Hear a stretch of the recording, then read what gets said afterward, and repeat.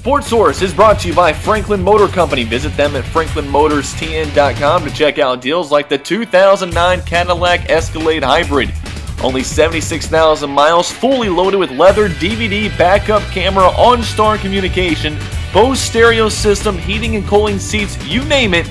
These are hard to find. Franklin Motor Company, your ride is here. All right, welcome to the fourth segment of Sports Source here at the Corner Pub, brought to you by Franklin Motor Company. We're here with Nashville FC's Vice President Justin Monneyhan. What's crazy to me is this time last year, there wasn't a Nashville FC football club, or Nashville Football Club, excuse me. Yeah, that's correct. Yeah, we're really fortunate this year. I guess that's about this time last year, Chris Jones and I had actually met for the first time. Chris being our founder and president. And, he had an idea, and, I thought it was a very interesting idea. I hadn't really heard anything like that before.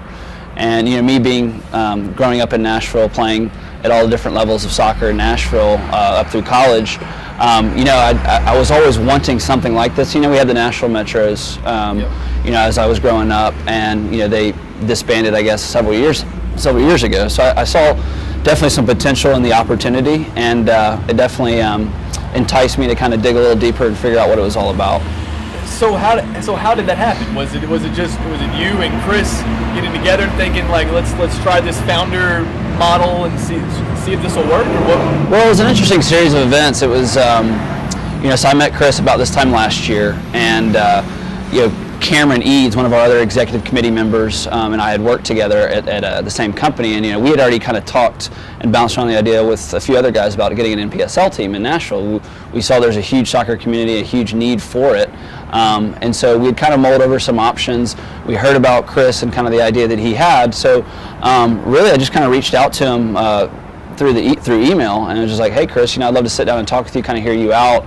What are your plans? What's your major vision? Because I think we have some similar ideas, and they parallel each other. And let's see what potentially we can work together. So that was kind of how it all started out. And from there, we seemed to hit it off. Cameron and him seemed to hit it off well, and I guess the rest is history from there. Did you, when you met him the first time, did you expect that you guys would be playing games as early as when was the first game? Was it? I guess it's April. Early April. I guess we had our first preseason exhibition game, and no, I really didn't foresee us having a game this season at all, much less a team. So our vision when we first started talking about it was maybe 2 to 3 years, we'd generate enough sponsors and enough feedback and fan support that we could actually form a team and form a structured organization. And then we had, I had a buddy over at the Atlas FC organization. They had already registered for their charter, received their charter from the NPSL. They had some weaknesses on their side, and they had some strengths, obviously, and then we had some weaknesses and strengths too. One of our weaknesses being we didn't have, a franchise or a charter with the NPSL. Right. So we sat down with those guys, and we were like, hey, how can we work together? Because we want Nashville to be a community. We want this Nashville FC to be a community team. It's obviously a community-owned, supported team. We didn't want to be competing against each other. How could we work together to make this the best possible organization for Nashville soccer? And so we sat down. We had several meetings, talked about a potential merger, ended up merging, and now here we are. And so, how did you all get Brian Johnson? We had him on one of our shows a while back, and he was excited about it. That was right before the season started, so he was excited. He kind of told us a little bit about how he came to be the head coach, but how did you all find Brian and get him involved? Brian Johnson, BJ, as we all call him. He's actually been in the soccer community for 25, 30 plus years. So he's a staple. Everyone knows BJ in town. He actually was the assistant coach for me at Belmont University for 2 years, my junior and senior year. We had known each other a little bit before that, but we'd always kind of kept a relationship, outside of Belmont and after I graduated. And he coached the Nashville community, very well respected, very good communicator. So we just saw it as a really easy fit. He had all the credentials that we wanted. He had all the connections that we were interested, and he knows soccer. He's a soccer guy, so yeah, it seemed to work out. Yeah, totally. Awesome. Yep. When this thing started, when I first heard about it, I immediately said I need to find a way to cover them, find a way to have the Williams engage, Source, right, get involved. And as I explored into Nashville FC, I saw these support groups, like supporter fan groups in New York, overseas. And so they were really excited to see this for the first time in America. This founder this is membership model. Founder ownership model. How awesome is that to see like people from getting MLS.com that gets into it, and that's really cool. Well, I think that article that MLS.com did on us was really kind of that jumping off point where we got exposure to so many different people, not only in the United States but across the world. Like you said, we've got founding members in Scotland, Ireland, Australia, all over the world, up in the northwest part of the United States, the northeast, down in the southwest. I mean, they're all over, and I think a lot of that exposure came from that MLS.com article. We were on the front page, and from there it just kind of snowballed. People in Nashville saw the article. Social media was buzzing with stuff about Nashville FC, and I think from there it just started picking up momentum. I mean, I think the month that article went out, our memberships jumped like up 300, 400 people in a single month. So I mean, that was great publicity, great press for us, and hat off to the guy that wrote it. He did a great job writing that article, and hopefully we can get in there again sometime soon. So. Yeah, that would be awesome, and that's what Coach Johnson and I were talking about. So somehow, if Nashville FC could have made a run in Chattanooga and win the division, it probably would have generated enough interest to do another story. But it was awesome to get in the playoffs in the very first year. Oh, totally. That's what Coach Johnson said. The goal was all along to say it's our first year. Let's.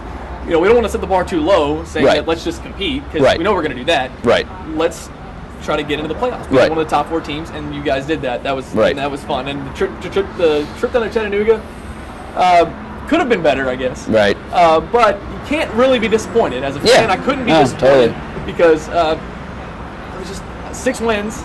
In the first season, 21 points. Yep. Awesome. Yeah. It was really great to see. In an organization like this and in pro sports, you got to win to have fans. The losing teams that you see in all different aspects of sports usually don't have a ton of fans coming to the games. The winning teams usually can generate more fans just because they're a winning team. People want to support a winning team. So when we set out, we're like, we've got to put some good coaches in place. We got to get some good players in place to have successful first season. Because if we failed on that end, the first season, it was going to make it that much harder for us to gain momentum and fans and members for our organization to grow. Absolutely. And that kind of leads me to my next question. What are the plans to grow? Is it adding? Is it going to be? Cost more to be a member? Right now it was $75 to be a founder, and it was I think $40 to just be a member, right? Right. Do you guys add another tier to that, to the $75? Do you go up, or is it going to cost people a little bit more? Because as we try to grow this thing, the thing that grows it is money. Right. Well, essentially, we definitely want to do some different tiered packages. We've mulled over some different options and some different ideas. Obviously, the founding member, that's kind of an exclusive club. It's for all the supporters that came on, paid the $75, got the scarf and season tickets. So we're going to keep that status, and they're able to renew their memberships for the next season. We're also going to add another tier that's going to be comparable to the founding members. It's just going to be like an elite club. And so we'll have that offering. We've mulled over some options to do a family package, family membership. Oh, yeah, that would be really good. Yeah, because a lot of our fan base came from a lot of the moms and dads of the youth players coming to the games, and that's essentially what it's about is the youth. That was really cool. Seeing the kids get really excited about getting the autographs. That's we already have a youth team. We didn't even talk about that. That has somehow happened in this first year.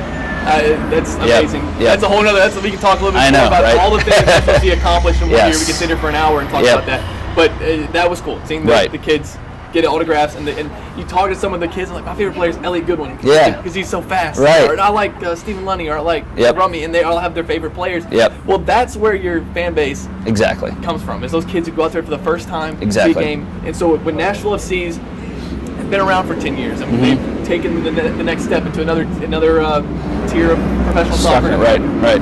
That those are the people who are going to buy your season tickets. Totally. I mean, if you solidify their fan base and their interest at that age, and we continue our growth and our success and our momentum, they're going to be fans for life, and that's what we want. Right, and even for their parents, they're going to remember when this thing started out, their kids going and getting autographs for the players, and that's what's so neat. Is it is at this level, NPSL level, it's like that for most teams. That it's a small club, so the fans and the players get more interaction than you would in an MLS game. MLS, you don't talk to the MLS players. If you're a New York City FC fan next year, you're not going to talk to Frank Lampard, they're going to walk straight to the locker room, right? And that's what makes this neat right now. Totally, grassroots building up, totally. Franchising out. You're seeing that in Louisville, the franchising USL team. Yeah. I'd be interested to see what the support's going to be like for that team, because I felt like with Nashville FC, you were a member, you're a founder. It is your team, literally. Right. I mean, you're the vice president. Chris Jones is the president, but there is no one single owner. It's everybody's team. Right. So you take so much more pride in it that way. Totally. Yeah, it gives people more of an ownership, and it provides more value to the club. I think when we have that many members, I think we're over 800 now. We want to get, we want to continue to grow that. But if you have that many members, you can pull so many different people in to say, hey, what do you think about this? What do you think about this? Hey, do you know sponsors here, sponsors there, that we can leverage our membership base to grow the club. And that's why I think this model is sustainable at the level that we're at. I think you'll see in the future, the next couple of years, you'll see several more NPSL teams that kind of mimic this model. We've already had numerous ones reach out to us and say, hey, how did you get this going? What do you kind of do? And kind of just getting our thoughts on everything. So I think it's safe to say that you're going to see this model more prevalent in the coming years.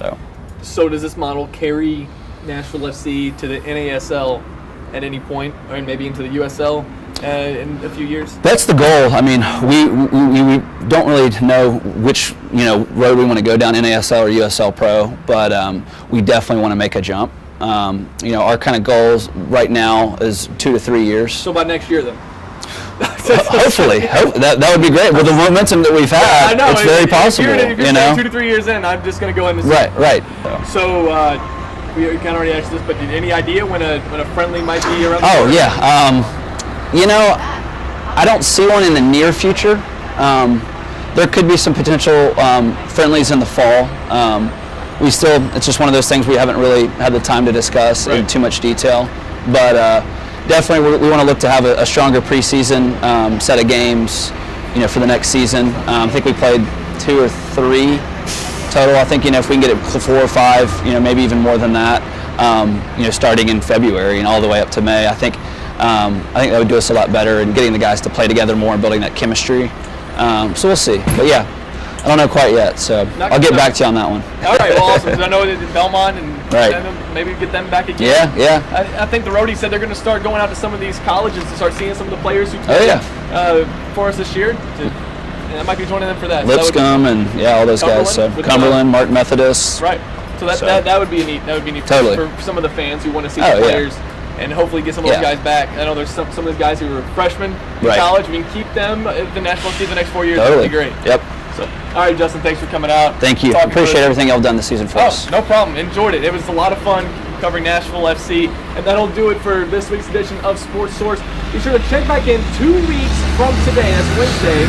2 weeks from today for our girls soccer preview. 2 weeks after that, it's the high school football preview right here on the Williams Source.